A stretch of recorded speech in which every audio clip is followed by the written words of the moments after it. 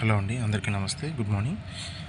ఈరోజు ఈనాడు, ఆంధ్రజ్యోతి, సాక్షి మూడిట్లో వచ్చే ముఖ్యమైన వార్తల్ని ఒక 10 నిమిషాల పాటు చూసుకుందాం.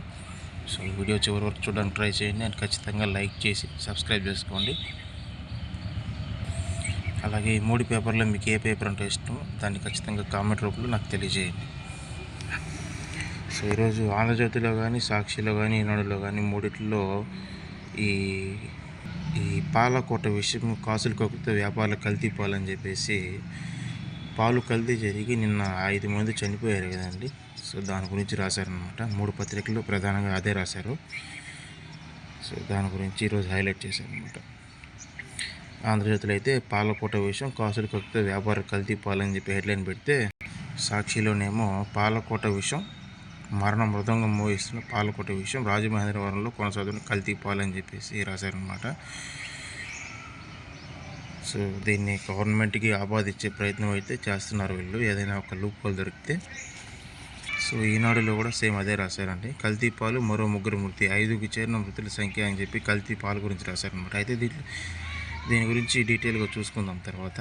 సో ముందుగా ఆంధ్రజ్యోతి చూద్దాం. ఈరోజు ఆంధ్రజ్యోతిలో టాప్ న్యూస్ ఏంటంటే, సుబ్రహ్మణ్యం స్వామి ఉన్నారు కదా, సో ఎక్స్ ఆయన నిన్న కల్తీని గురించి చంద్రబాబు నాయుడు గారు సిబిఐ రిపోర్ట్ పైన ఏకసభ్య కమిటీ ఒకటి వేశారు కదండి. సో దాన్ని ఆపాలి అని చెప్పేసి ఒక కేసు అయితే ఫైల్ చేయడం జరిగింది సుప్రీంకోర్టులో. సో దాన్ని సుప్రీంకోర్టు కొట్టేసింది అనమాట. సో దీని మీద మీకు అభిప్రాయం ఏంటి? డీటెయిల్గా ఎంక్వైరీ జరిగితే మంచిదే కదా అనేసి దాన్నే ఆ పిటిషన్ కొట్టివేయడం జరిగింది. సో దాన్ని సుబ్రహ్మణ్య స్వామికి ఎదురు దెబ్బ, ఏకసభ్య కమిటీపై పిటిషన్ కొట్టివేసిన సుప్రీం అని చెప్పేసి రాశారండి. అయితే ఈ కల్తీ బాధితులను కాపాడేందుకే పిటిషన్ దురుద్దేశంతోనే వేశారు. కల్తీ వ్యవహారంలో గతంలోని పిల్లు వేశారు. బాధ్యులను కాపాడేందుకే పాలనా చర్యలు నీరుగార్చాలని చూస్తున్నారని చెప్పేసి గవర్నమెంట్ తరపున సిద్ధార్థ లోద్రా గారు ప్రశ్నించారండి. అట్లాగే నేడు కల్తీపై అసెంబ్లీలో భారీగా చర్చ జరుగుతుందంట. సో ఉదయం 10 గంటల 30 నిమిషాల నుంచి 2 వరకు చర్చ జరుగుతుందంట. 10 మంది కూటమి ఎమ్మెల్యేలకు మాట్లాడే ఛాన్స్. మధ్యాహ్నం 12 గంటల 30 నిమిషాలకు సీఎం ప్రసంగం. తిరుమలలోని స్వర్ణదేవాలయం తరహా నిబంధనలు, అజ్ఞాతస్తుల డిక్లరేషన్ మరింత కఠినం అమలు చేయాలని చంద్రబాబు నాయుడు సమక్షంలో మంత్రులు సూచనలు చేశారంట. అయితే కల్తీని గురించి మాట్లాడడానికి జగన్మోహన్ రెడ్డి గారు ఆయన 11 మంది ఎమ్మెల్యేలు అసెంబ్లీలో ఉంటే బాగుండేది అనమాట. సో వీళ్ళ వర్షన్ వీళ్ళు చెప్పేవాళ్ళు, వాళ్ళ వర్షన్ వాళ్ళు చెప్పేవాళ్ళు. బాగా వేడిగా చర్చలు జరిగేటివి. సో మనం అది మిస్ అయ్యాం. సో దాన్ని చూసుకుంటే నేడు విచారణ, బాధ్యుల నిర్ధారణ, వేరు అంశాలు. సిట్ దర్యాప్తు, ప్రభుత్వ విచారణ మధ్య వైరుధ్యం లేదు. పాలనా లోపాలపై విచారణకు రాష్ట్రం ఆదేశించవచ్చు. సిట్ ఏకసభ్య కమిటీ 2 విచారణ జరపవచ్చు. పిటిషనర్ లేవనెత్తిన అభ్యంతరాలకు ఆధారాలు లేవు. కమిటీపై స్టే ఇచ్చేందుకు సిజేఐ బెంచ్ నిరాకరణ అని చెప్పేసి రాశారనమాట. ఈయన ఏంటంటే వైసీపీకి వీరాభిమానం అనమాట. సో వైఎస్ఆర్సీపీకి ఏదైనా పెద్ద ప్రాబ్లం వచ్చిందనుకోండి, దాని నుంచి బయటపడేయడానికి ఈయన శతవిధాల ప్రయత్నం చేస్తారు. అట్లాగే నిన్న చంద్రబాబు నాయుడు గారు అసెంబ్లీలో మాట్లాడుతూ రెవెన్యూకు ఫ్రెష్ లుక్ అంటే ఆ శాఖ నుంచి దారిలో తీసుకురావాలని ప్రయత్నం చేస్తున్నారు. భూములు రీసర్వే, అన్ని సమస్యలు పోవాలి తప్ప కొత్త వివాదాలు రాకూడదు. ఏసీబీ దాడులు చేసే పరిస్థితి ఉండకూడదు. పనిచేయని తహసీల్దారులను పక్కన పెట్టండి. ప్రభుత్వ సేవలపై ప్రజల్లో మరింత అవగాహనకు ప్రత్యేక కార్యాచరణ. ఆసుపత్రుల్లో డాక్టర్ల కొరత కనిపించకుండా చూడండి. ఆలయాల్లో సదుపాయాలు మెరుగుపడాలి. పనితీరు ఆధారంగా ఉద్యోగులకు వెయిటేజీ. వివిధ శాఖలపై సీఎంతో సమీక్షలో సీఎం చంద్రబాబు నాయుడు అని చెప్పేసి ఒక వార్త రాశారండి. ఈ సునీల్ నాయక్ అరెస్ట్తో హైడ్రామా అని చెప్పేసి ఒక వార్త రాశారండి. ఈయన ఏంటంటే రఘురామకృష్ణరాజు గారు కేసు ఉంది కదా, సో ఆయన అక్రమంగా అరెస్ట్ చేసి ఆయన్ని కస్టోడియల్ టార్చర్ చేసిన వ్యవహారంలో ఈయన మెయిన్ అంటండి. సో నిన్న పాట్నాలో మన నైట్ అరెస్ట్ జరిగింది కదా, సో ఆయన ఏం చేశారంటే అక్కడున్న వ్యవస్థలు కొంచెం వాడుకొని 30 రోజులు దాన్ని అరెస్ట్ చేయకుండా ఒక ఇది చేసుకున్నారు అనమాట. సో కేసు రఘురామకృష్ణరాజు టార్చర్ వ్యవహారం, అరెస్ట్ జరిగింది పాట్నాలో, చేసింది ఏపీ పోలీసులు. సీనియర్ ఐపీఎస్ బీహార్ పోలీసులు హల్చల్ అంట. సునీల్ నాయక్ అరెస్ట్తో హైడ్రామా. రఘురామ్ టార్చర్ కేసులో పాట్నాలో అదుపులోకి తీసుకున్న ఏపీ పోలీసులు. కోర్టు ట్రాన్సిట్ వారెంట్ ఇవ్వకపోవడంతో కొద్ది గంటల్లోనే విడుదల. ఎస్పీ దామోదర్ నేతృత్వంలో ఉదయాన్నే ఆయన ఇంటికి పోలీసు బృందం. అరెస్ట్ చేస్తున్నట్లు తల్లికి నోటీసులు. తీసుకెళ్లకుండా అడ్డుకున్న హోంగార్డులు. దామోదర్ బృందంపై ఓ సీనియర్ ఐపీఎస్ దుర్భాషలు. సో స్థానిక పోలీసుల సాయంతో నాయక్ ఆసుపత్రి వైద్య పరీక్షలు, ట్రాన్సిట్ వారెంట్ కోసం అక్కడ కోర్టుకు జారీకి న్యాయాధికారి నిరాకరణ. 30 రోజుల వరకు చర్యలు వదిలిన ఆదేశం. నాయక్ను తమతో తీసుకెళ్లిపోయిన బీహార్ పోలీసులు. పాట్నా హైకోర్టులో ఆక్రమించే యోచనలో ఏపీ పోలీసులు. సో ఏదైనా సరే ఖచ్చితంగా తీసుకొస్తారనేసి అనుకోవచ్చు.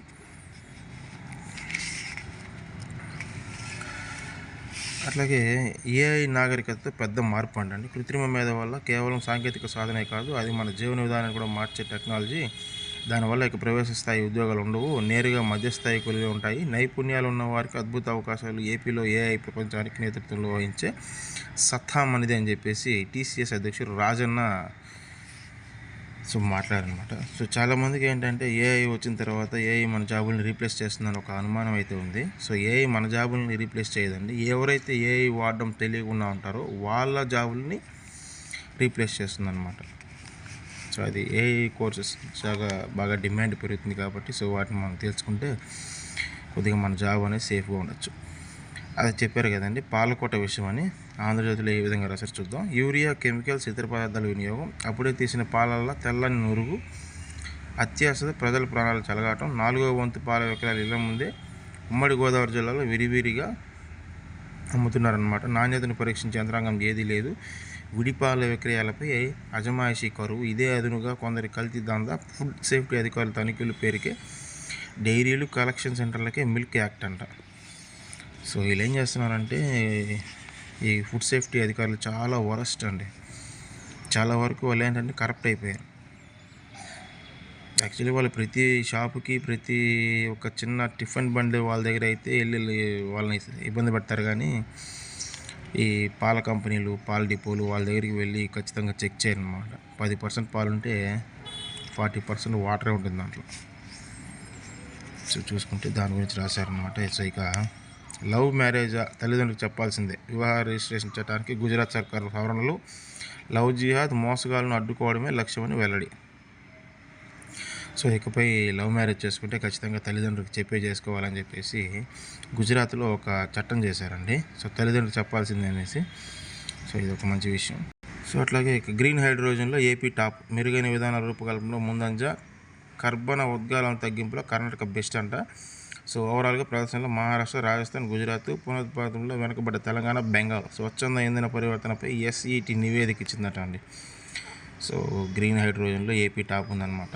సో ఇంక పక్కన పెట్టేస్తే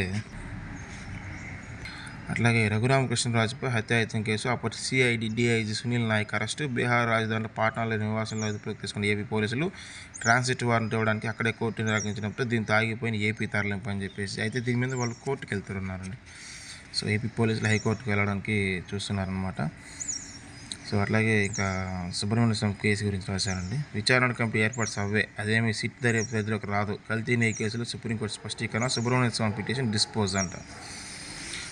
సో దాని గురించి చేశారు. ఇక అట్టొడిగిన Mexico. Drugs mafia don El Mencho హతం. రెచ్చిపోయిన అతడి అనుచరులు. 25 మంది నేషనల్ గార్డు సభ్యులు హత్య అంట అండి. సో సైన్యం కాల్పుల్లో 62 మంది డ్రగ్స్ ముఠా సభ్యులు మృతి.